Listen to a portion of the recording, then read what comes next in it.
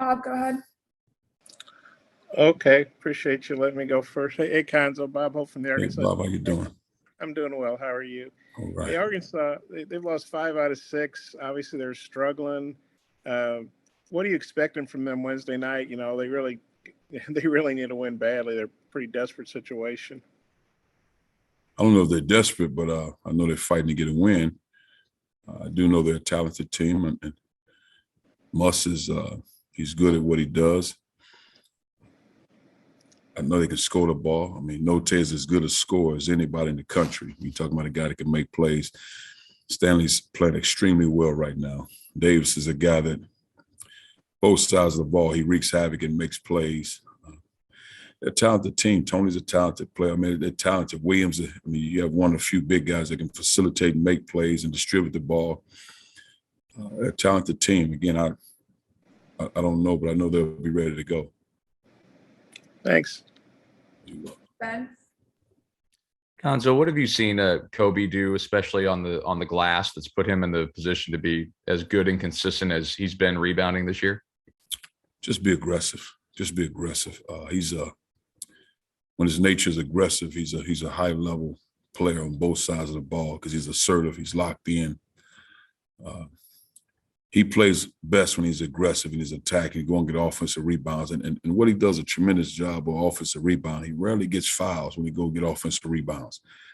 Knows how to position his body, knows how to swim. He's not one of those guys just try to push in your back and get you on. He keeps moving. He keeps his legs moving. He has a strong lower body, and he gets balls high. And once he hits you, he does a good job of getting around there, making plays and making stuff happen. But he's aggressive when he's rebounding the basketball. I just think a lot of practice, a lot of different scenarios, and just being assertive. Andrew? Hey, Coach, just how much more comfortable you think this group is playing together than they were at the beginning of the season to now where they're at, being the top 15 team in the country?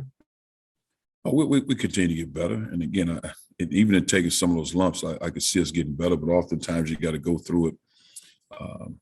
And just really, because what happens, and I say this respectfully with 10 new guys, though Jordan was here and Sean came in January, Kobe and Javon only got to play reps at this level, just even in the program and what we're trying to do, what we expect. Then you have a June and July where you're slowly implementing things.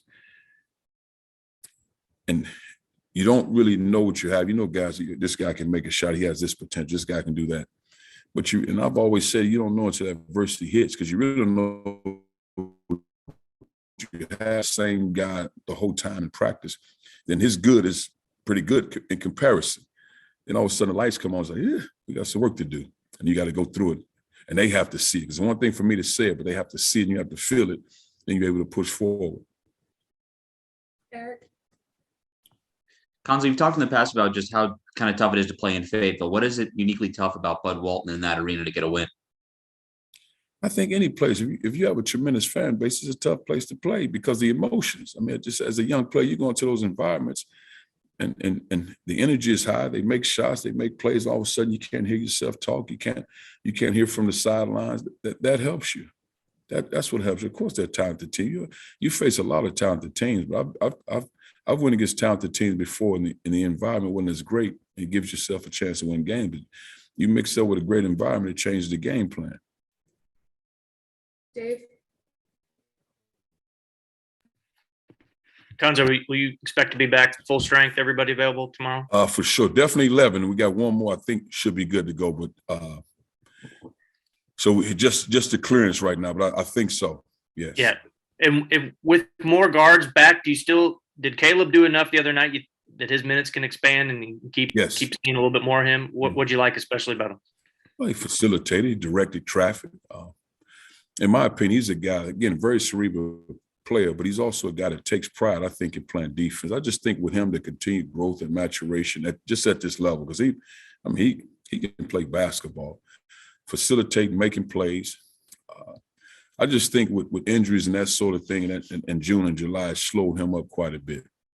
And now you start to see a better basketball player because he's healthy. Cortez? Hey, Coach, you kind of mentioned Kobe's rebounding, but are there you've seen him really grow this year that have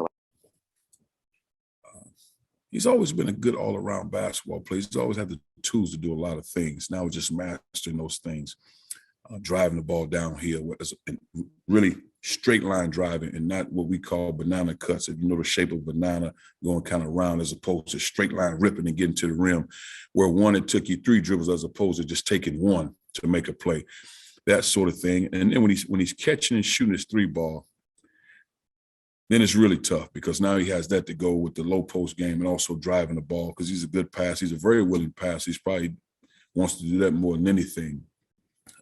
But when he has all that going, he's a tough player. But he put a lot of time into it, wanted to be good. And I just think the thing for him sometimes is, man, I got to go out and try to make a play. I got to make plays. I got to put pressure on the defense, being strong with the basketball. And the other part is, can I play 30 minutes without turning the ball over? Can I play 30 minutes without getting a cheap 1-2 fouls here and there? And that just really put a tax on your mind to do those things. Lila? Hey, Cuonzo, you mentioned kind of the, challenge of going into a tough environment, with a passionate fan base. What is kind of the mentality that, you think this team needs to have to be able to pull out an environment, a road win in an environment like that and to get that first road win? Well, I think you can say a team, but I think in any case, winning games on the road, you obviously have to be good enough. That part is understood, but you have to take care of the basketball. Good shot selection, limit their transition production, limit their ability to get to the free throw line. Hopefully you get more free throws. Make them play defense, make the ball move, make them play defense. I just think that's a recipe to try to win games on the road in any case. But for them especially because they get out in transition, they get to the free throw line and transition shooting, it could be a very long night for you. Bob? Hey, Cuonzo, I know you and Eric go back to the CBA days, when he was coaching, you were playing. I think it was Grand Rapids. I don't know. Yes. Correct me if and 2 years ago when Isaiah Joe got hurt, they lost 5 in a row. But they kind of pulled out of it late. Last year they lost 4 or 5. Then they got on that long SEC run. Kind of knowing what you know about Eric, he's showing this ability to pull teams out of these tailspins. I just wonder kind of what you think about him as a coach and how he's done that in the past. I think he's a good coach. I mean, I think that part is understood. I don't never think that was in question. But I think just his resilience, he's a fighter. He's a competitor. And if you have willing players that want to be good and embrace coaching and whatever that means and whatever goes with it, then they'll be fine because he'll do the other parts. He'll put them in position. I just got to be willing to do whatever it takes. But sometimes when you get in these ruts like this, those conversations in the locker room amongst team, and I say amongst family and team, can be uncomfortable. But you got to be able to embrace that conversation and move forward as a team. He's coaching with a torn rotator cuff? He got hurt in practice about early December. Do you know that? No, join the club. I had shoulder surgery. Actually, right when COVID hit, maybe March 16th, I had that surgery that following maybe Tuesday. And I'm still trying to, but join the club.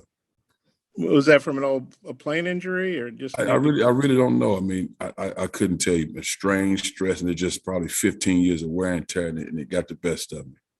Oh, right shoulder? Right shoulder, yes. Okay. Well, you guys can compare notes. Thanks. Thank you. Oh, you're welcome. We'll take a last question from Dave. Cuonzo, looking at Arkansas, what makes them most different? Not having Moody or not having Justin Smith? Both those guys played such big roles for that team last year. Oh, man, good one. Those are 2 good players. And I think Stanley is in position to fill that role of Justin Smith. And Moody, I mean, you're talking about a top 15 pick. I'm not sure you replace that unless you replace it with a top 15 pick. Very talented player. Had good thing that you took for granted with Moody, unless you got up against him. He's legitimate 6'6", probably a little bit taller than that. He had a high level ability to make shots. He was very efficient with his movements. He got to the free throw line, and he took pride in defending bigger guys. I mean, you just can't replace guys like that when they're top 15, 20 picks. I mean, they don't happen overnight. Thanks. All right. Well, you're welcome. Take care.